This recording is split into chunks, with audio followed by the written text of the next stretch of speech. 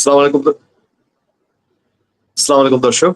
আপনাদের আমাদের পূর্ণিয়ার খোঁজ এবং পূর্ণিয়ার ভিউ ইউটিউব চ্যানেল এবং ফেসবুক পেজে আপনাদেরকে স্বাগত জানাচ্ছি। আমি আতিক রহমান পূর্ণিয়া। আপনারা স্ক্রিনে অলরেডি যেহেতু দেখতে পাচ্ছেন, আগে জানিয়ে নেই আপনাদেরকে আমাদের সমসাময়িক আলোচনা। আমরা সাবজেক্ট ঠিক করেছি যে দেশের সামনে কি আছে, নির্বাচন কি হবে কিনা। এ নিয়ে মানুষের মধ্যে অবশ্যই একটা কনফিউশন আছে এখনো। যে কোনো কারণেই হোক, এটা সরকার বলি, নির্বাচন কমিশন বলি, রাজনৈতিক দলগুলো বলি, যে 100% ফেব্রুয়ারিতে আমাদের নির্বাচন, এই কনফিডেন্টটা মানুষের মধ্যে গ্রো করেনি। যে কারণে আমরা আজকের এই আলোচনার পাশাপাশি ডাকসু নির্বাচনের রেশ এখনো আছে, জাকসু নির্বাচনের ফল ঘোষণা চলছে, তেমন একটা সময় আমরা বসেছি। তবে নির্বাচনের ফলাফলে প্রাথমিকভাবে আমরা জেনেছি যে ইসলামী ছাত্র শিবির সমর্থিত ভিপি তিনি জয়লাভ করেছেন। আরো অথেন্টিক্যালি নিশ্চয়ই সামনে আমরা জানবো। সার্বিক বিষয়ে আমাদের সঙ্গে আছেন মুক্তিযোদ্ধা, বীর মুক্তিযোদ্ধা এবং রাজনৈতিক বিশ্লেষক, রাজনৈতিক নেতা, বিএনপির সাবেক নীতি নির্ধারক জনাব আখতারুজ্জামান রঞ্জন, জনপ্রিয় নেতা কিশোরগঞ্জের কটিয়াদী এলাকার। রঞ্জন ভাই, আপনাকে স্বাগত জানাচ্ছি আমাদের অনুষ্ঠানে আজকে আবারও। দর্শকদের পক্ষ থেকে আপনাকে অসংখ্য স্বাগত এবং সালাম রইল। আসসালামু আলাইকুম। আপনাকেও আপনার মাধ্যমে আপনার দর্শক জানাই আমার শুভেচ্ছা ও সালাম। আসসালামু আলাইকুম। সবাই ভালো থাকবেন, নিরাপদ থাকবেন। আর আপনার অনুষ্ঠানে আমাকে অংশগ্রহণ করার সুযোগ দেওয়ার জন্য আপনাকে আবারও ধন্যবাদ। আমি মানে এখন তো একেবারেই হটকেক বলা যায় যে ক্যাম্পাসের নির্বাচনগুলো, এগুলো নিয়ে অনেক ডালপালা মিলেছে, সেই প্রসঙ্গে নিশ্চয়ই যাব।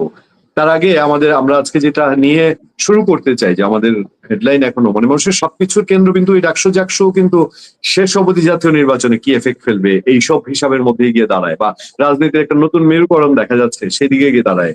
আপনি জানেন যে রাজনীতি এখন টপ যে ইস্যুগুলো, সেগুলোর মধ্যে পিআর পদ্ধতি নির্বাচন। আমরা ডাকসু নির্বাচনের রাতে, একেবারে শেষ রাতে 2টা লাইভে আমরা জামাতে ইসলামীর আমাদের যে সোর্স আছে সেই সোর্সে কথা বলে আমরা আমাদের লাইভ করেছিলাম যে জামাত এবার পিআর পদ্ধতির সাথে একদম স্ট্রং হয়ে যাবে।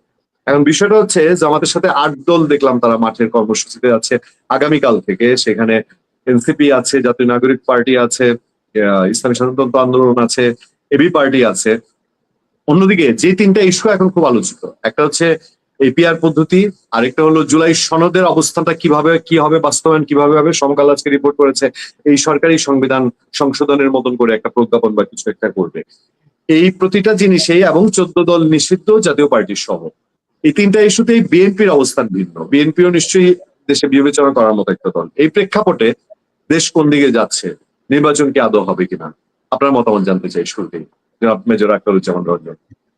ধন্যবাদ এত সুন্দর একটা প্রাসঙ্গিক প্রশ্ন করার জন্য, এবং বিশাল একটা পটভূমিকা নিয়ে আপনি ক্যানভাস তৈরি করে আমাকে দিয়েছেন এখানে কিছু আঁকতে। আমি জানি না থেকে শুরু করব, কিভাবে আপনার অঙ্কন করব। তবে দেশের সামনে নিয়ে আমি খুব চিন্তিত নই এবং চিন্তা করার কোনো কারণ নেই। বাংলাদেশে এখন এই 5 আগস্টের পরবর্তীতে সময়ে সবচেয়ে ভালো সময়টা পার করতেছি আমরা এই সেপ্টেম্বর মাসটা। এই সেপ্টেম্বর মাসটা অত্যন্ত একটা ভালো অবস্থার দিকে যাচ্ছে। দুইটা নির্বাচন হয়ে গেছে, যেটা নিয়ে বাংলাদেশের মানুষের শঙ্কা ছিল, অনেক আশঙ্কা ছিল, কিন্তু প্রমাণ হয়ে গেছে সাধারণ ছাত্ররা অত্যন্ত শৃঙ্খলার সঙ্গে সুষ্ঠুভাবে নির্বাচনে ভোট দিয়েছে। জয় পরাজয় তো হবে, কেউ জিতবে কেউ হারবে, এটা তো স্বাভাবিক, কিন্তু নির্বাচনই সুষ্ঠুভাবে হয়েছে, এটি একটি সুন্দর অবসৃষ্টি করেছে। সেপ্টেম্বর আমাদেরকে একটা গুড সিলভার লাইন দেখাচ্ছে যে আমরা সামনের দিকে আগাচ্ছি, দিনটি আমাদের সামনে ভালো। এখানে কিছু তো লোক আছে যারা সবকিছু নেতিবাচক দেখে।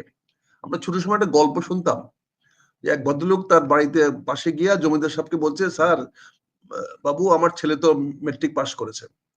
মেট্রিক পাস তোর ছেলে করেছে? হ্যাঁ করেছে। করলে কি হবে? চাকরি বাকরি পাবে না।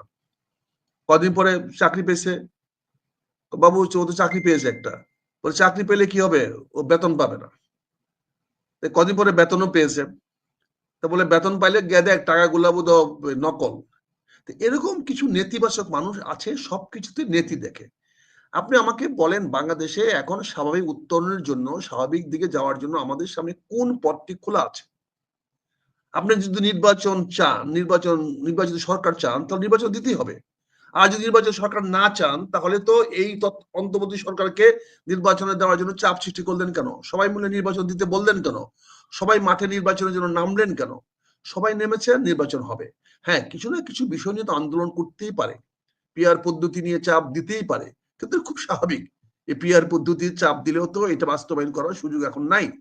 কারণ এটা পিআর পদ্ধতি বাস্তবায়ন করতে গেলে সংবিধান সংশোধন করতে হবে।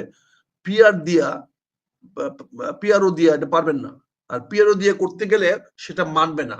আর এটা এমন কোনো বিষয় না যে একেবারে যে আহামরি কিছু হয়ে যাবে, যে পিয়ার পদ্ধতি দিলেই একটি দল জয়লাভ করে ফেলবে, আরেকটি দল হেরে যাবে, এরকম সুযোগ তো নাই। এবং পিয়ার পদ্ধতিটা বাংলাদেশে এখন জনপ্রিয় হয় না, এটা জনপ্রিয় করেন, জনগণের কাছে চাহিদা তৈরি করেন। আগামীতে জনগণের চাইবে না পিয়ার পদ্ধতি, যদি প্রয়োজন পড়ে তাহলে চাবে। এখন আপনারা বলতে যে জামাত, ৮ দল, এনসিপি এবং এবি পার্টি তারা আন্দোলনে নামবে আগামীকাল থেকে। তারা আন্দোলনে কার বিরুদ্ধে নামবে? তার মানে তারা সরকারের বিরুদ্ধে নামবে। তার মানে এই রাজনৈতিক দলগুলি এই সরকারকে বিব্রত করতে যাচ্ছে, যে সরকারটা তারাই প্রতিষ্ঠা করেছিল। এবং তাদের সঙ্গে আলোচনা করেই সরকার সিদ্ধান্ত নিয়েছে যে ফেব্রুয়ারি মাসের মধ্যে নির্বাচন দিবে। তাহলে তারা কি করতে যাচ্ছে? তাদের নিজেদের সরকারকেই তারা বিব্রত করার চেষ্টা করতেছে। এখানে তো এই সুযোগটা তো করে দিচ্ছে, আওয়ামী লীগকে করে দিবে, আওয়ামী লীগকে রাজনীতিতে পূর্ণবাসিত হওয়ার সুযোগ সৃষ্টি করে দেবে। কারণ আপনি ভালো করে জানেন তাদের আন্দোলনের সঙ্গে বিএনপি কোনো অবস্থাতে একমত পোষণ করবে না। বিএনপি সে আন্দোলনে যাবে না, সে কর্মসূচিতে যাবে না। না গেলে কি হবে? বৈষম্য ছাত্র আন্দোলন বা আওয়ামী লীগ বিরোধী যে গোষ্ঠীটা তৈরি হয়েছিল, চক্রটা, যে ভীষণ একটা ঐক্য তৈরি হয়েছিল আওয়ামী লীগ বিরোধী, সে ঐক্যটা ভেঙে গেল। তার মানে আগামী কালকে যদি এই ৮ দল, জামাত, এনসিপি এবং এবি পার্টি ঐক্যবদ্ধভাবে হোক, এককভাবে হোক, যদি নির্বাচনের নামে কোন আন্দোলনের নামে, তার মানে তারা আলাদা হয়ে গেল। এখানে ইসলামী ঐক্য জোটের কি খবর আমি জানি না, তারা আন্দোলনে যাবে কিনা আমি জানি না। তো বিএনপি তো সে আন্দোলনে যাবে না। তার মানে এখানে একটা দ্বিখণ্ডিত হয়ে গেল বা ত্রিখণ্ডিত হওয়ার সুযোগ হয়ে গেল।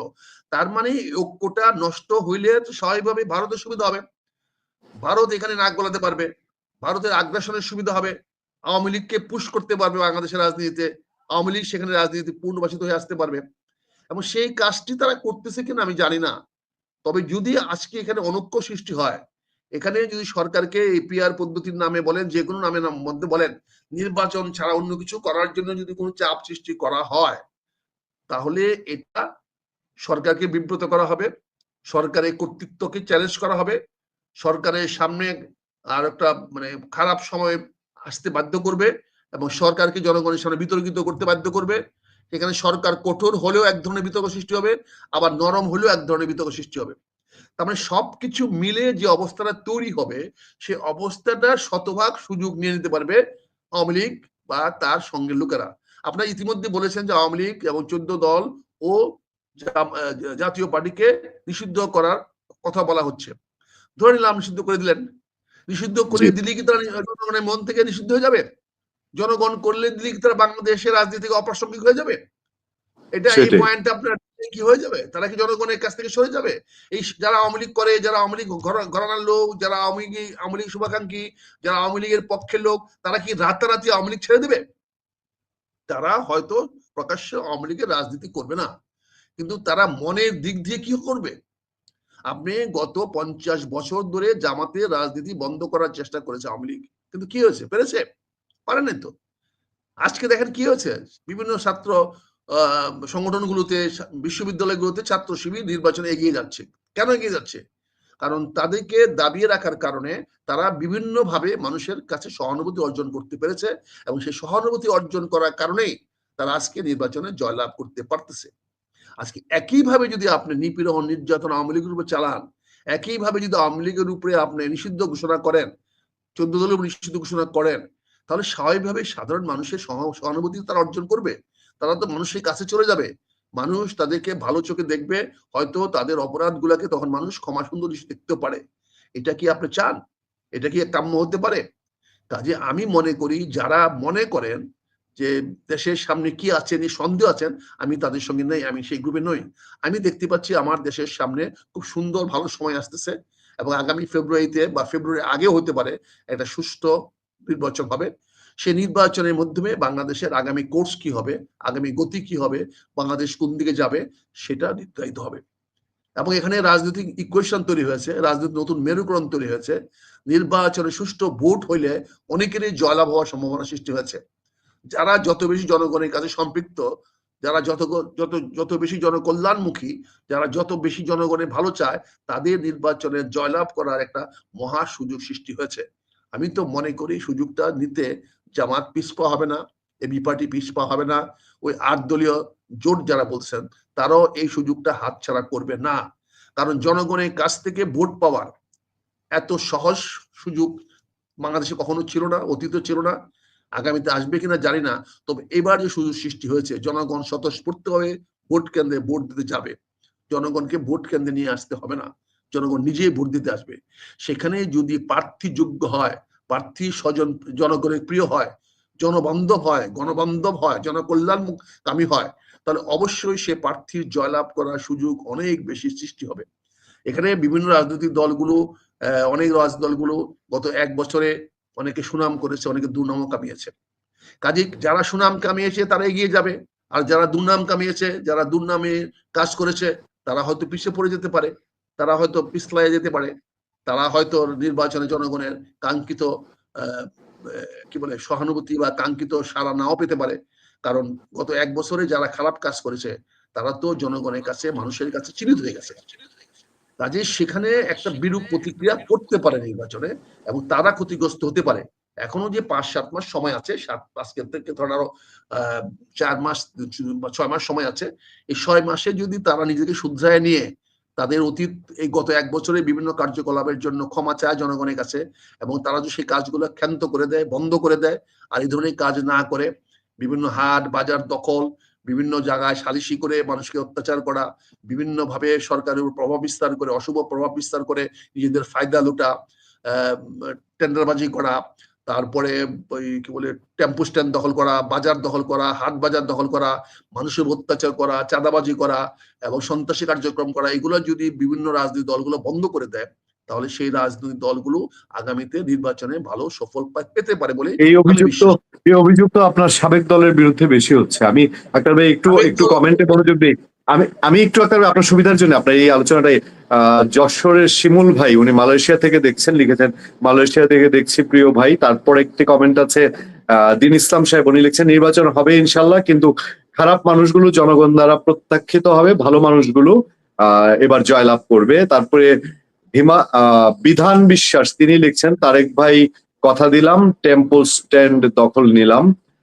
আতিউর রহমান তিনি লিখছেন, যেটা আপনি প্রসঙ্গটা তুলেছিলেন, আমি একটা পাল্টা প্রশ্ন করলাম, বামেদের আস্তানা এখন শিবিরের দখলে। তারপর আরেকটু আছে মেজর আক্তার জিন্দাবাদ লিখেছেন হচ্ছে মোহাম্মদ মুখলিসুর রহমান ভুইয়া, তিনি লিখেছেন আরো আছে নির্বাচন হবে না, হলেও বিএনপি ক্ষমতায় আসবে না, লিখে রাখেন। আর সবশেষ আমরা আরেকটা দেখতে পাচ্ছি, এদেশে জন্মত বাংলাদেশ আওয়ামী লীগ এবং বাংলাদেশ নামটাও দেওয়া বঙ্গবন্ধুর, সুতরাং তাদের ছাড়া নির্বাচন করলে সারা বিশ্বের কাছে এবং বাংলাদেশের জনগণের কাছে 1 পয়সার মূল্য নেই, কথা পরিষ্কার। আক্তার ভাই, আমি যেটা বলছিলাম যে অভিযোগটা আপনার সাবেক দলের দিকেই বেশি এবং সেটাকেই বিরোধী পক্ষ ক্যাশ করেছে বেশি। আমার সাবেক দলের বিরুদ্ধে না, এখানে সবাই করেছেন, কম বেশি সবাই করেছেন, ও বাদ রাখেন নাই। এমনি জামাত ধোয়া তুলসী পাতা না, জামাত এগুলো প্রচার করা হয় নাই, প্রচারণা করা হয় নাই। জামাত ধোয়া তুলসী পাতা না, জামাতও যেগুলো করেছে, শিবিরও ধোয়া তুলসী পাতা না, তারাও যেগুলা করেছে সেগুলা প্রকাশিত হয় নাই। মিডিয়া তাদের নিয়ন্ত্রণ থাকার কারণে সেখানে প্রকাশিত হতে পারে নাই। আর সবাই মিলে আমার সাবেক দলের নামটা নিয়ে আসছে, যেহেতু আমার সাবেক দলের কোনো পরিকল্পনা নাই, কোনো কিছু নাই, কাজে আমি সাবেক দলটার জন্য সেখানে আমি তো এটা করতে পারছি না। কাজে আপনাদেরকে এটা খেয়াল রাখতে হবে, এটা বুঝতে হবে যে আমাদেরকে আমাদের বিরুদ্ধে তো একটা কুৎসা রটাবেই, আমাদের বিরুদ্ধে তো মানুষ বিভিন্ন সুযোগ নেওয়ার চেষ্টা করবে। তবে আমি মনে করি একটা সুষ্ঠু অবাধ নির্বাচনের দিকে যাতে আগাচ্ছে, জনগণ স্বতঃস্ফূর্ত হয়ে ভোট দিতে আসবে। অবশ্যই যে কথাটা বলেছেন যে অসৎ খারাপ লোককে মানুষ হতে এবার ভোট দিবে না, আমি ওনার সঙ্গে একমত। যিনি কথাটা বলেছেন উনি কথাটা সঠিক অনুধাবন করেছেন। আমিও বিশ্বাস করি এবার হয়তো খারাপ লোকগুলা পক্ষে ভোট নেওয়া, জনগণের কাছে ভোট আদায় করা সম্ভব নাও হতে পারে। জনগণ এবার অনেক বেশি সচেতন এবং জনগণ এবার আত্মবিশ্বাসী, তারা নিজেদের ভোট নিজেরা দিবে এবং তাদের পছন্দ মতো প্রার্থীকে দেবে।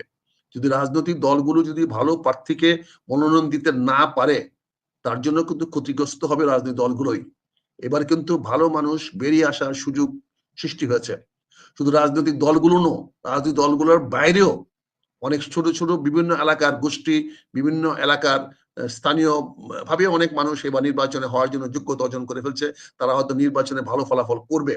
এমন অনেক স্থানীয় ব্যক্তিত্ব আছে, অনেক শিল্পপতি আছে, অনেক এরকম ব্যবসায়ী আছে, সাবেক কর্মকর্তা আছে, যারা স্থানীয়ভাবে অনেক এগিয়ে গেছে।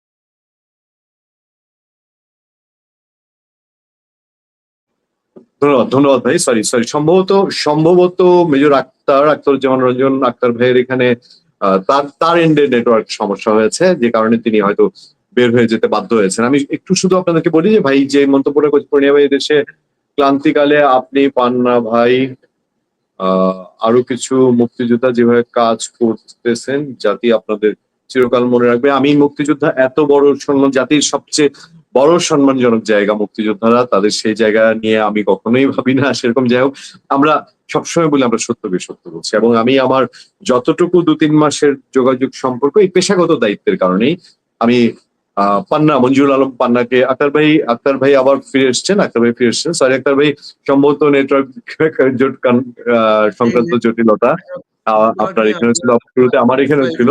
দর্শক এখনো আছেন, বেশ কয়েকজন আছেন। আমি দর্শকদেরকে আপনারা চালিয়ে একটু লেখালেখি করেন, বলাবলি করেন। এই নেটওয়ার্ক যারা করতেছে তাদের নেটওয়ার্কের মান করার জন্য একটা আন্দোলন গড়ে তুলতে হবে। তাদের বিরুদ্ধে যে গ্রামীণ বলেন, রবি বলেন, তারা যে সার্ভিসটা দিচ্ছে এটা অত্যন্ত ডিসস্যাটিসফ্যাক্টরি। এই সার্ভিসটা মেনে নেওয়া যায় না। এই ব্যাপারে আমাদের একটা বক্তব্য তুলে ধরতে হবে। আপনারা বলেন, কারণ এতে অনেক ক্ষতি হচ্ছে। কারণ এই যে আপনি কথা বলতে পারছেন না, এগুলো নিয়ে অভিযোগ করা উচিত। আমার আমার আমার আমার রিয়েলাইজেশন আক্তার ভাই, আমার আপনার মতন গরিব মানুষের, বা আমরা যারা সাধারণ জীবন যাপনে অভ্যস্ত, যারা জীবনে অসংখ্য সুযোগ দেখেও কি বলে, আমি আমাকে বলি যে আমি বোধহয় অসৎ হওয়ার যোগ্য না, মানে যোগ্যতা হবে সৎ, এরকম তো আমাদের জন্য না। ওই যে স্টার্লিং এসেছে, মাসে দিতে হবে কত 10,000-15,000 টাকা, তো ওইটুক তো আমরা পারবো না। তো আমাদের গরিবের জন্য এরা দয়া করে দিচ্ছে আর কি, এটা দিয়ে আমাদের চলতে হয়। মাঝে মধ্যে দর্শকরা কমপ্লেন করেন। আপনাকে নিজেকে সৎ ভাবলে তো হবে না, আপনাকে মানুষ সৎ ভাবতে হবে। আপনি নিজেকে সৎ ক্লেম অবশ্যই করলে তো হবে না। কাজে আপনি নিজেকে সৎ অবশ্যই ক্লেম করলে হবে না। কাজে আপনাকে মানুষ সৎ ভাবতে হবে। আপনাকে তো মানুষ সৎ ভাবে না। কাজে এটা নিয়ে আপনি না চিন্তা করেন কেন? কাজে আপনি না স্টারলিংকে বলেন, যে লিংকে বলেন, আপনার যার যেটা হোক, আপনার এই যে গ্রামীণ আছে এটা নিয়ে প্রতিবাদ করতে হবে। আপনাকে তো বলতে হবে। আপনি তো গ্রামীণকে বলতে হবে, তুমি তো গরিবের জন্য করছো না, তুমি তো টাকা কামাই করতেছো, তোমাকে তো আমরা অর্থ দিচ্ছি। আমি সৎ এখন বলতে যে গিয়ে কাল অসৎ পড়ছে গ্রামীণ, এখন যে কাল পড়ছে গ্রামীণ নামটাই কি আমরা নিতে পারবো প্রতিবাদ করার জন্য? আমি জানি না। আপনাদের যে গ্রামীণটা সাবজেক্টে নিতে হবে, জানাইতে হবে। না, গ্রামীণ তথ্য জানাইতে হবে, গ্রামীণ অর্থনীতি সম্বন্ধে বলতে হবে। আমাদের প্রধান উপদেষ্টাকে বলতে হবে যে আপনার গ্রামীণ আপনার জন্য বদনাম কামাচ্ছে, আপনার ক্ষতিগ্রস্ত করছে গ্রামীণ। এটা বলতে হবে, কারণ আপনি যেখানে প্রধান উপদেষ্টা, সেখানে আপনার প্রতিষ্ঠান গ্রামীণ কি করে বাংলাদেশের জনগণ কিভাবে ঠকাচ্ছে, এভাবে খারাপ সার্ভিস দিচ্ছে, এটা প্রতিবাদ করতে হবে। প্রতিবাদ করেন, জানান, আপনারা বলতে হবে। আপনারা সবাই গরিব গরিব কথা বলে আপনারা নিজেরাকে সৎ বা অসৎ দাবি করে অন্যের দোষটাকে আপনাদের ঘাড়ে নিয়ে যাবেন কেন? আপনারা বলেন গ্রামীণ যেগুলো করতেছে ঠিক করতেছে না, গ্রামীণ অন্যায় করতেছে, অপরাধ করতেছে, শাস্তিযোগ্য অপরাধ করতেছে।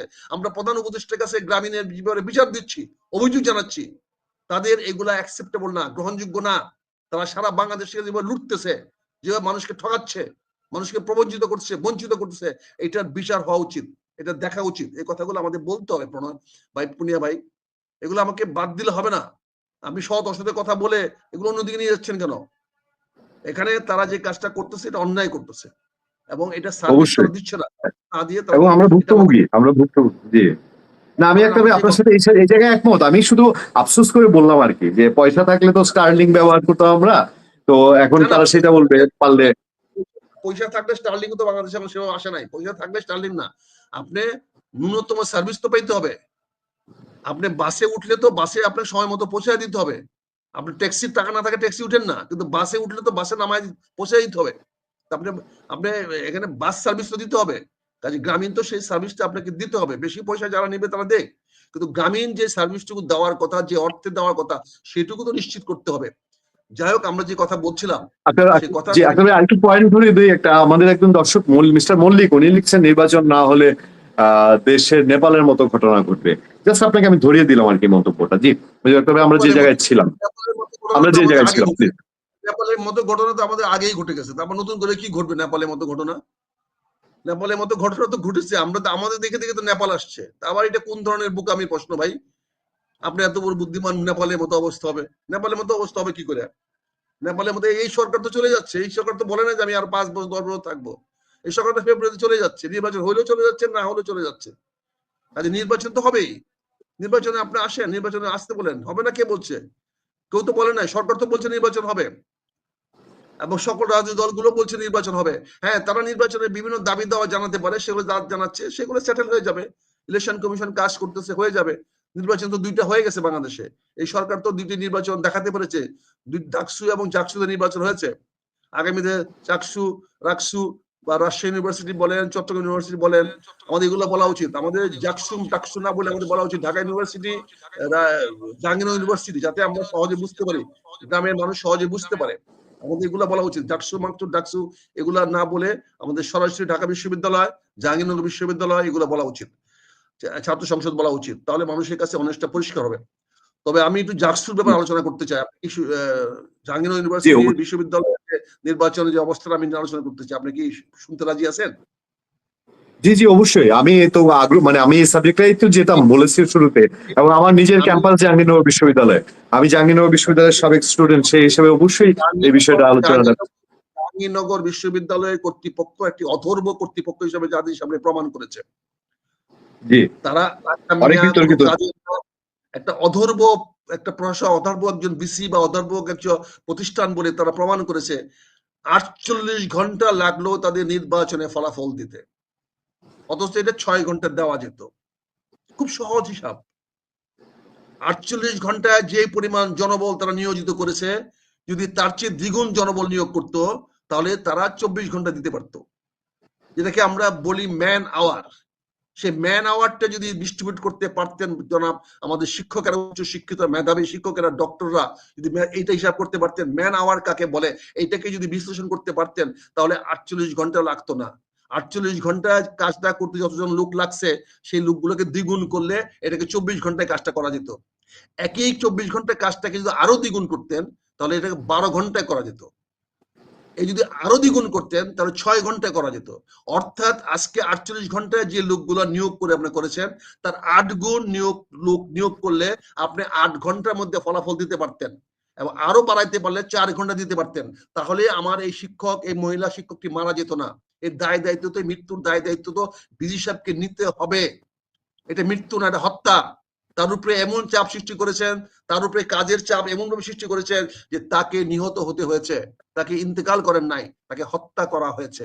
আমি বলবো যে তার উপরে এমন মানসিক চাপ সৃষ্টি করা হয়েছে, যে মানসিক চাপটা সে সহ্য করতে পারে নাই, যার ফলে তাকে মৃত্যুকে বরণ করতে নিয়ে হয়েছে। এই মৃত্যুর জন্য বিসি সাহেব ব্যক্তিগতভাবে দায়ী। এই মৃত্যুর জন্য ইলেকশন কমিশন যাদেরকে বানিয়েছেন তারা দায়ী। তাদেরকে দায় এড়াইলে দিতে হবে না। কাজে ফলাফল যারা 48 ঘন্টা নিতে যায়, চিন্তা করতো কি অমানবিক পরিশ্রম। 48 ঘন্টা একটা মানুষের পক্ষে লাগাতার কাজ করা কি সম্ভব? এটা কোন ধরনের বিবেচনা কখনোই না। আপনাদের? 48 ঘন্টা একটা মানুষকে কি, কোন বিবেচনা? এই অমানবিক অত্যাচার করার অধিকার তাদেরকে কে দিয়েছে? এই যে ছেলে মেয়েগুলো 48 ঘন্টা রাস্তা দাঁড়িয়েছে, এখানে যে আরো মৃত্যু হয় নাই বা মৃত্যু যে আরো হবে না, তার গ্যারান্টি কি? 48 ঘন্টায় অমানবিক যে আচরণ করা হয়েছে, অমানবিক, গ্রহণযোগ্য নয়। এটা অপরাধযোগ্য অপরাধ হয়ে, মানে শাস্তিযোগ্য অপরাধ হয়েছে। এখানে শাস্তি ভোগ করা উচিত বিসি সাহেবকে। আমি তো মনে করি বিসি সাহেবের বিসিগিরি করার কোনো যোগ্যতা নাই। ওনার কোনো নৈতিকতা নাই বেসিক্যালি করার। আর ইলেকশন কমিশনে যারা ছিলেন তাদের তো নাই। আর আরেকজন ক্লাউন, সে পদত্যাগ করে প্রমাণ করলো সে একটা দলীয় ভুক্ত দলের লোক, যেখানে নিরপেক্ষ হওয়ার কথা ছিল, যেখানে নির্বাচন কমিশন নিরপেক্ষ হওয়ার কথা ছিল, সেখানে ওই ক্লাউন পদত্যাগ করে প্রমাণ করলো সে একটা দলের লেজুর বৃত্তি করে। এই লেজুর বৃত্তি করা শিক্ষকগুলোই তো আজকে আমাদের বাংলাদেশের শিক্ষা অঙ্গনে অভিশাপ নিয়ে আসছে। এই শিক্ষাকে নষ্ট করেছে এই লেজুর বৃত্তি শিক্ষকেরা। তারই প্রমাণ হলো ওই শিক্ষকটি এবং ওই 3 জন শিক্ষক পদত্যাগ করেছেন তারা। তার মানে তারা একটা পক্ষপাত, একটা পক্ষের হলে তুমি নির্বাচনের দায়িত্বে যাও কি করে? তোমার তো নির্বাচনের দায়িত্বে যাওয়ার কথা না। তোমার এই নৈতিকতা কেন নাই? তুমি যেখানে একটি রাজনৈতিক দল বা একটা ছাত্র দলের প্রতি তোমার আনুগত্য রয়েছে, তোমার এফেকশন রয়েছে, তোমার তাদের প্রতি তোমার একটা পক্ষপাতিত্ব রয়েছে, তাহলে তুমি সেই নির্বাচনের দায়িত্বে যাও কেন? তুমি কি ভদ্রলোক? তোমার গালি দিলেও তো সেই গালিটা আমাদের ব্যর্থ হবে। কাজে যে 4টা শিক্ষক নাটকটা করলো পদত্যাগের, তারা তো পক্ষপাত দুষ্ট, তাদের তো নির্বাচনের দায়িত্ব পালন করার কোনো নৈতিক অধিকার ছিল না, আগামীতেও তাদের থাকবে না। এমনকি তাদের বিশ্ববিদ্যালয় শিক্ষকতা করা তাদের নৈতিকতার বাদে কিনা আমি দেখতে চাই। তাদের নৈতিকতার মানদণ্ডে বলে এই 4 জন শিক্ষক বিশ্ববিদ্যালয়ে শিক্ষকতা করার নৈতিক যোগ্যতা রাখে না।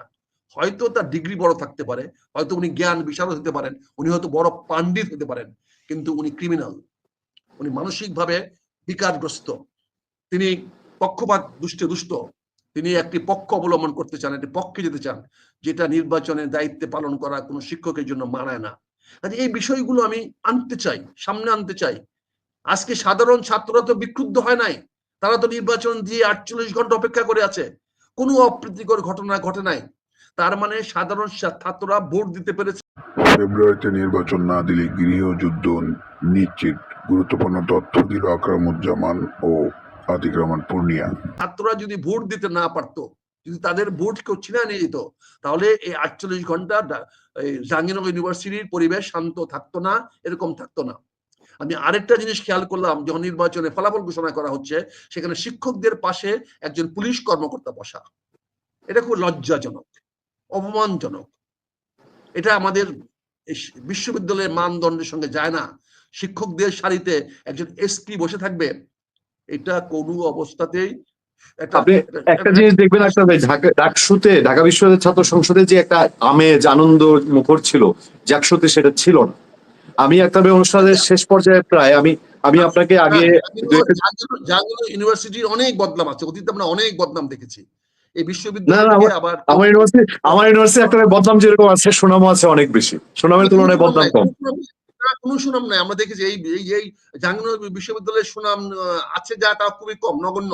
তাদের এত বেশি বদনাম আছে যেগুলা মানে বলার মতো না। আমার মনে এদিকে খেয়াল করা উচিত, এই বিশ্ববিদ্যালয়ের শিক্ষকগুলোর দিকে খেয়াল করা উচিত। এখানে মনে রাখতে হবে যে আমার দাঁড়িয়ে আছে বলে কিন্তু আমি ভালো মানুষ না, দাঁড়িয়েটা আমার একটা লেবাস। আমি নিজেকে দিয়ে বলছি, আমার দাঁড়িয়ে আছে বলে আমাকে ভালো মানুষ মনে করেন না। কারণ আমি, অনেকে মনে করে দাঁড়িয়ে থাকলেই আমি ভালো, আর পুনিয়া দাঁড়িয়ে নাই বলে পুনিয়া খারাপ। এটা ঠিক না। অনেক দাড়িওয়ালাকে আমরা দেখি আকাম কুকামের মধ্যে উস্তাদ, বুঝতে পারছেন না?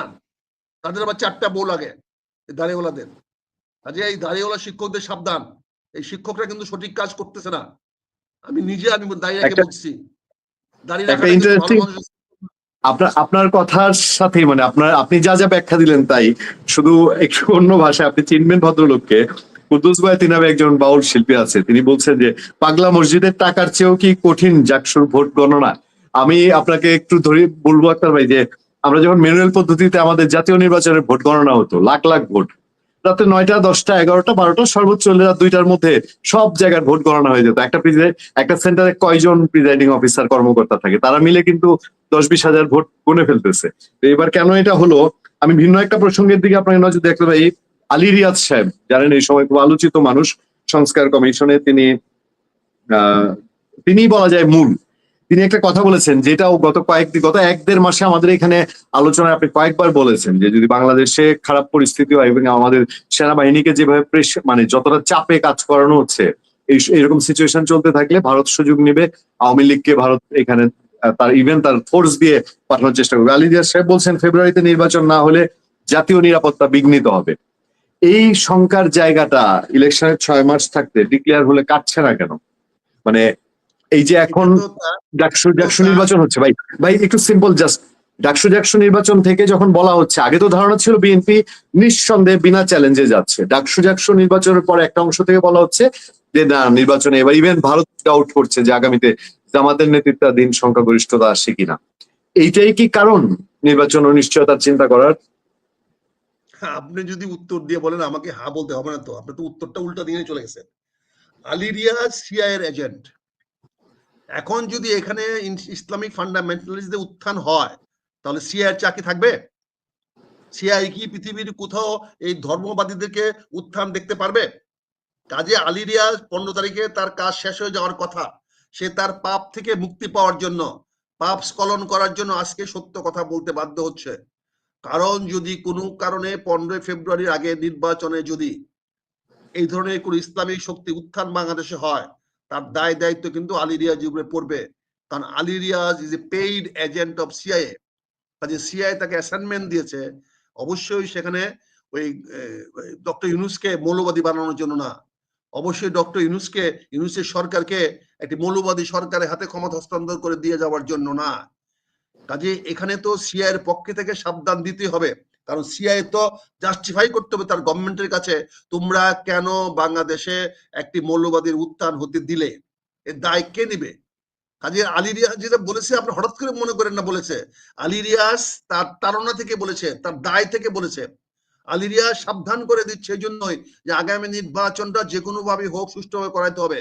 সে এখন তার ওই সংস্কার থেকে সরে আসছে, এখন সে সংস্কার নিয়ে কথা বলছে না, এখন সে নির্বাচন নিয়ে কথা বলছে। অর্থাৎ এখন সে ভিক্ষা পরে আগে কুত্তা সামলাও, এখন সে ওই বিপদে পড়ে গেছে। আমি তো আগেও বলছি, এখনো বলছি, Ali Riaz is an paid CIA agent, এবং তার তথ্য প্রমাণ অনেকের কাছে আছে, অনেকে দিয়েছে। যেমন সে পিএইচডি করেছে হাওয়াই ইউনিভার্সিটি থেকে, আপনারা জানেন বিশ্বব্যাপী স্বীকৃত হাওয়াই ইউনিভার্সিটিতে যত বিদেশি ছাত্ররা পিএইচডি করে তারা সবাই সিআই এর স্কলারশিপে করে, সিআই তাদেরকে অর্থ দেয়। কাজে এখান থেকে এগুলো এরা সবাই জানে। ওয়াশিংটনে যে কোনো লোককে ফোন করেন, নিউ ইয়র্কে যে কোনো লোককে জিজ্ঞাসা করেন, তারা সবাই বলে দিবে। এটা জানা কথা, এটা তো অজানা কিছু না। কাজে আলী রিয়াজ চেষ্টা করেছিল ততদিন পর্যন্ত ডক্টর ইউনূসকে কন্টিনিউ করানোর জন্য, সে কন্টিনিউ করাইতে পারতেছে না।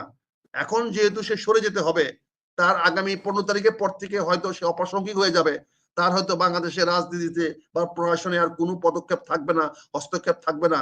তাই তিনি আজকে বড় করে বলছেন যে যদি নির্বাচন না হয় তাহলে দেশে একটা বিশৃঙ্খলা সৃষ্টি হবে। এটা উনি আজকে বলছেন, কিন্তু আমি কবে বলছি আপনাকে? আমি তো 3 মাস 4 মাস ধরে বলছি যে 15 ফেব্রুয়ারির আগে নির্বাচনের বিকল্প নাই। ইউনূস সাহেবের সামনে এখন নির্বাচন দেওয়া ছাড়া কোনো বিকল্প নাই। আমি স্পষ্ট করে আপনাদেরকে আগেও বলেছি যে নির্বাচন যদি ফেব্রুয়ারি মাসে না হয়, ফেব্রুয়ারি প্রথমার্ধে না হয়, তাহলে বাংলাদেশ গৃহযুদ্ধের দিকে যেতে বাধ্য হবে, এবং ভারত সরকারও চাইবে এদেশে একটা গৃহযুদ্ধ বাধক, গোলযোগ বাধক, যাতে এখানে বাংলাদেশের রাজনীতিতে তারা ইন্টারফেয়ার করতে পারে। কাজে এটা আলী রিয়াজ বলবে কেন? আলী রিয়াজ তো আজকে নিজের চামড়া বাঁচানোর জন্য, নিজের যান বাঁচানোর জন্য, নিরাপদে আমেরিকা ফিরে যাওয়ার ব্যবস্থা করার জন্য এই কথাগুলো বলছে। আলী রিয়াজ তার লক্ষ্যে ব্যর্থ হয়েছে। সে যে টাস্ক নিয়ে নামেছিল, সে টাস্কে ব্যর্থ হয়েছে। বাংলাদেশে প্রথম যে গ্রুপটা পালাবে তার মধ্যে এই আলী রিয়াজ হবে একজন। কারণ আলী রিয়াজ দারুণ ভাবে জাতিকে গত এই 9 মাস 10 মাস ধরে বিভ্রান্ত করেছে। সে 6 মাস 3 মাস করে তার দায়িত্ব পালন করতে পারে নাই। কাজে আলী রিয়াজ যে কথাটা বলেছে, এই কথাটা আমরা সবাই জানি সত্য।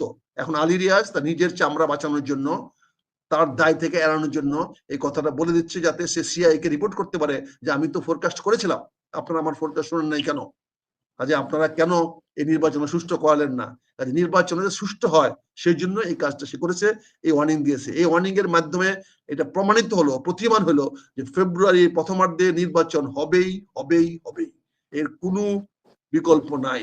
ডক্টর ইউনূস কোনো বিকল্প মানবে না। একেবারে আমি সবশেষ প্রসঙ্গটা যাওয়ার আগে আমি একজন দর্শক কয়েকবার কমেন্ট করেছেন, জানতে চান বিষয়টা আসলে ওরকম না। তিনি বলছেন যে বিএনপি মহাসচিব মির্জা ফখরুল ইসলাম আলমগীরের প্রসঙ্গ এনে, যে স্যার আপনার মানে আপনাকে বলছেন, আপনার মহাসচিব ফখরুল সাহেব বলেছে শরিয়া আইন মানে না, আপনার মতামত জানতে চাই। মির্জা ফখরুল ইসলাম ওভাবে বলেন, তিনি বলছিলেন যে বাংলাদেশের জামাত ইসলামী বা শরিয়া আইন বাংলাদেশের প্রতিষ্ঠার যে কথা বলা হয়, বাংলাদেশের বাস্তবতা ওই শরিয়া আইনের রাষ্ট্র চলার মতো না। এটা একজন আপনার প্রতিক্রিয়া জানতে চেয়েছেন যে এই বিষয়ের প্রতিক্রিয়া কি। আর আমি শেষ করতে চাই অন্য একটা প্রসঙ্গ দিয়ে। আপনি যেটা বললেন যে আলী রিয়াজরা এটা চলে যাওয়ার প্রস্তুতি নিচ্ছে, এই সরকারের গুরুত্বপূর্ণ দায়িত্বে থাকা অনেকেই আমেরিকা থেকে আসা, অনেকটা পার্ট টাইম জবের মতো, আপনি অনেকটা বলেছেন আগে, বেশ কয়েকবার বলেছেন। তারা কি সবাই তাহলে চলে যাওয়ার প্রস্তুতি নিচ্ছে? এই দুইটা প্রসঙ্গ দিয়ে আজ শেষ করতে চাই। মেজর আখতারুজ্জামান রঞ্জন। তারা তো চলে যাবে না তো কি করবে, তারা কোথায় থাকবে? নির্বাচনের পরে তাদের অবস্থানটা কি হবে? নির্বাচনের পরে তারা ঢাকা শহরে কোথাও রাস্তাঘাটে হাঁটতে পারবে, বেরোতে পারবে? এখন তো সরকারি প্রশাসন দেয়া, পুলিশ দেয়া ঘুরতেছে। নির্বাচনের পরে তারা কি থাকবে? ফলে তারা তো ফিরে চলেই যাবে। আর আপনি যে শরিয়া আইনের কথা বললেন, যে ভাইয়ের কথা বললেন, ভাই শরিয়া আইনটা তো নিজের ঘরেই তো ব্যবহার করেন না। নিজের বোনকে তো সম্পত্তি অর্ধেক দেন না, শরিয়া আইনটা পালন করেন না কেন? বাংলাদেশের কয়জন নারী তার ভাইয়ের কাছ থেকে তার অর্ধেক সম্পত্তি পাচ্ছে? এই একটা আইনকে জারি করেন না রে ভাই। এই শরিয়া শরিয়া করে যে জান দিচ্ছেন, এই শরিয়া ভাইরা, আমি বিনয়ের সঙ্গে বলছি, আপনার শুধু একটি আইনকে প্রয়োগ করেন না। কোরআন শরীফে আছে, বাংলাদেশ আইনেও আছে, যে বোনেরা ভাইয়ের অর্ধেক ওয়ারিশান পাবে, বাপের সম্পত্তি অর্ধেক পাবে। আপনারা বোনদেরকে সে অর্ধেক দিচ্ছেন না কেন? কোন লোকটা দিচ্ছেন না দেখেন। এমনকি আমি অনেক লোক জানি ইসলাম করতে করতে সারাদিন তবজিগনে, সেও তার মেয়েদেরকে ডিপ্রাইভ করার জন্য ছেলেদের নামে সব সম্পত্তি লিখে দিয়েছে। এরা আবার ইসলামের কথা বলে, শরিয়ার কথা বলে। কাজে আমার মহাশয় যে কথাটা বলেছেন সঠিক বলেছেন, যে শরিয়া আইনে যদি মানুষের কল্যাণ না হয়, মানুষের যদি ভালো করতে না পারি, তাহলে উনি বলেছেন শরিয়া মানে আমাদের তো ইসলামিক আইন, আইনটা তো কোরআন শরীফে যেগুলো আছে সেটা তো আইন না, এটা তো কোরআন শরীফে আছে। কোরআন ভিত্তিক আইন তৈরি করতে হবে। কোরআন ভিত্তিক আইন তৈরি করতে দরকারটা কি? আমাদের কোরআন শরীফের আইনটি আছে, সেই আইনটি পালন করেন না। কোরআন শরীফে যে বিধিবিধানগুলো আছে সেগুলি পালন করেন না। তো কোরআন শরীফ ভিত্তিতে যে আইন আমরা করব, সেটাও তো আইনেই, বাংলাদেশের আইনেও তো আইনই হবে। বাংলাদেশে আইন করলে কোরআন ভিত্তিক আইন হলে আইন হবে, আর শরিয়া হবে ওই আরবে যদি আইনটা করেন, আরবে শরিয়াকে আইন বলে, আরবে কোরআন ভিত্তিক আইনকে তারা শরিয়া বলে। আমরা কোরআন ভিত্তিক আইন করবো বাংলাদেশে, আমরা অসুবিধা কি আছে? কিন্তু আপনারা কি বোনকে অর্ধেক সম্পত্তি দিবেন? দিতে রাজি আছেন? আপনারা মরা বাপের টিপসই দিয়া বোনদেরকে ডিপ্রাইভ করেন, সম্পত্তি লেখায় নিয়ে নেন। আপনারা মুসলমান লজ্জা করে না? এটাই বাপ তো মরে প্রশ্ন। গেছে গা, বাপ মরে গেছে গা, মরা বাপের আঙ্গুল দিয়ে টিপ মারেন। এগুলো অহরহ সমাজে হচ্ছে। কয়টা লোক বনে ওরসে দিয়েছেন বলেন তো? বুকে হাত দিয়ে বলেন তো, কয়টা লোক আপনারা শরিয়া বলার বাচ্চারা, কয়টা লোক বনে ওরসে দিয়েছেন? শরিয়া শরিয়া করেন, শরিয়া আইন করেন। আপনার বোনের সম্পত্তি আপনি দিয়েছেন? বড় বড় কথা বলেন, শরিয়া আইন বুঝান আমাদেরকে। আগে বোনের সম্পত্তিটা দিয়ে আসেন, বোনকে তো সম্পত্তি বুঝাই দেন। আপনি বাপের করতে আপনিও হয়েছেন, বোনও হয়েছে। আল্লাহ আপনাকে শরিয়া হিসাবে আপনাকে বেনিফিট দিয়েছে, আপনি 2 গুণ পাবেন। আল্লাহর কাছে শুকরিয়া আদায় করেন। আর বোনের অর্ধেকটাও দিচ্ছেন না আপনি, আর আপনি আবার শরিয়া শরিয়া করতেছেন। ইসলামে বলেছে আপনি শরিয়া আইন 4টা বিয়ে করতে পারেন, 4টা বউয়ের প্রতি সম ব্যবহার করবেন। আর আপনারা কি করতেছেন? এই শরিয়া আইন আমাদেরকে বুঝায়েন না বাবা। এই শরিয়া আইন বুঝাই। আমি শেষ করবো আজকে। সঠিক আছে, সঠিক কথা বলেছেন। ইনি অবশ্যই কোরআন ভিত্তিক আইন ব্যবস্থা করবেন, এবং কোরআনের বাইরে বাংলাদেশে কোনো আইন হবে না, এটা আমরা মানি, জানি এবং বিশ্বাস করি। এবং আমরা সেরকম কোনো আইন বাংলাদেশে রাখি নাই, আগামীতেও রাখবো না। আমি শেষ করবো অনুষ্ঠান শুধু একটা মন্তব্য পড়ে শোনাই। বিএনপি কোনোদিন দেশের জন্য রাজনীতি করে নাই এবং ভবিষ্যতেও দেশের জন্য রাজনীতি করবে না। জামাতের এই অবস্থা দেখে বিএনপি কি শিক্ষা নিতে পারে কিনা প্রশ্ন করেছেন টিপু মুন্সি, জানতে চেয়েছেন। এবং ইউনূস সাহেব কি সুষ্ঠু নির্বাচনের পরিবেশ তৈরি করবেন কিনা। আমি জানতে চাই শুধু আপনার সাবেক দল বিএনপি হঠাৎ করে কি সাংঘাতিক কোন চ্যালেঞ্জের মুখে, এই প্রশ্ন দিয়ে আজকে অনুষ্ঠান আমরা শেষ করবো। বিএনপি কোনো চ্যালেঞ্জের মধ্যে নয়। বিএনপি নির্বাচনের দাবি করতে গিয়ে আজকে সবার মধ্যে চাপ সৃষ্টি করেছে। বিএনপি আজকে অর্জনে দিয়ে গেছে। এই নির্বাচনটা হচ্ছে একমাত্র বিএনপির দাবির কারণে। তার মানে বিএনপি রাজনীতি সঠিক। আগামী দিনে ইনশাল্লাহ জনগণের সিদ্ধান্ত দিবে কার রাজনীতি সঠিক। আমরা অপেক্ষা করে আছি দেশের সুষ্ঠু নির্বাচন হোক, সে নির্বাচনে জনগণের রায় দিবে বিএনপির রাজনীতি সঠিক কি সঠিক না। আজকে যারা বিএনপির পক্ষে নিয়ে মায়া কান্না করেন, দয়া করে নিজেদের রূপ পরিপ্রকাশ করেন। বিএনপির লোক বিএনপিকে শিক্ষা দিবে না। কাজে আপনারা বিএনপির দোষগুলো বলে নিজেদের দিকে নিয়ে আসতে করেন। এই যে জামাতের হিপোক্রেসি থেকে বেরিয়ে আসেন। জামাত সবসময় বিএনপির দোষগুলাকে সামনে তুলে ধরার চেষ্টা করে আর নিজেদের সাধু সাজার চেষ্টা করে। কাজে জামাতের প্রতি আমাদের সম্মান আছে, শ্রদ্ধা আছে। আমরা বলছি যে জামাতও বাংলাদেশের রাজনৈতিক দল, তাদেরও রাজনীতি করার অধিকার রাখে। নির্বাচনে আসেন, সে নির্বাচনে মানুষের ভোট দিক। আপনি দেখেন জনগণ কাকে ভোট দেয়, জনগণ যাকে ভোট দিবে আমরা তাকে মেনে নেব। ছাত্ররা যাকে ভোট দিয়েছে সারা বাংলাদেশের মানুষ তাই মেনে নিয়েছে, ছাত্র দল তাই মেনে নিয়েছে, বিএনপি তাই মেনে নিয়েছে। আগামীতেও ইনশাল্লাহ জাতীয় নির্বাচনে জনগণ যাকে ভোট দিবে বিএনপি সব মেনে নিবে। এবং বিএনপির আস্থা আছে, বিশ্বাস আছে, বিএনপি জনগণের জন্য রাজনীতি করে, জনগণের কল্যাণের জন্য রাজনীতি করে, মানুষের রাজনীতি করে। এবং এই রাজনীতিতে বিএনপি অবশ্যই দৃঢ়তার সঙ্গে অবিচল থাকবে এবং জনকল্যাণে বিএনপি রাজনীতি করা অব্যাহত থাকবে। জয় পরাজয় নির্ভর করে জনগণের হাতে। জনগণ যদি ভোট দেয় জনগণের দায়িত্ব তারা পালন করবে, যদি ভোট নাও দেয় তাহলেও জনগণের পাশে বিএনপি আছে, থাকবে এবং সবসময় থাকবে। বিএনপি জিয়ার দল, শহীদ জিয়ার দল, বিএনপি দেশমাতা খালেদা জিয়ার দল, বিএনপি আগামী দিনের নেতা তারেক রহমানের দল। এই দল জনগণের কে ছেড়ে কোথাও যায়নি, যাবেও না। আগামী দিন নয়, শুধু আজীবন কাল, আবহমান কাল যতদিন বিএনপি আছে ততদিন বিএনপি জনগণের পাশে থাকবে, জনগণের কল্যাণ রাজনীতি করবে, জনগণের জন্য রাজনীতি করবে। BNP for the people, BNP of the people, BNP by the people, BNP জনগণের জন্য বিএনপি করা হয়। ধন্যবাদ আপনার সবাইকে।